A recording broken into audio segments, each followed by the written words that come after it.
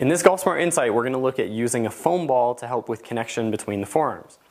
So I actually had a recent question about this, and I figured a video would be the easiest way to kind of demonstrate. I've got two different examples of foam balls that you can put between your forearms to help with the two common places where golfers tend to have poor arm mechanics.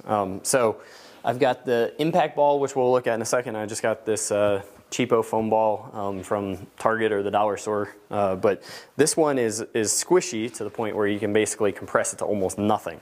And I think that's important if you're doing these drills, and I'll show you why. So either of these drills will help with the two major times where you're going to lose your forearm movement or your body pivot. One would be during the takeaway.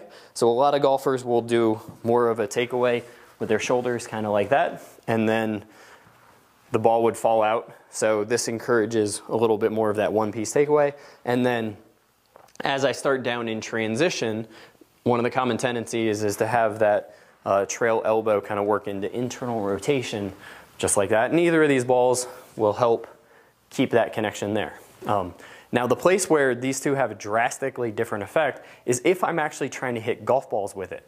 So with this one, when I get down into the release, so from about here through to that follow through, my elbows should actually squeeze closer together. So you can see from that down the line that I can squeeze this golf ball or this foam ball very, very good. So if I was to actually hold a club, put it in place, I could actually do little or full swings because it wouldn't necessarily impact my ability to get those elbows to squeeze. I think it might still just a little bit, but for training purposes, it's not too bad.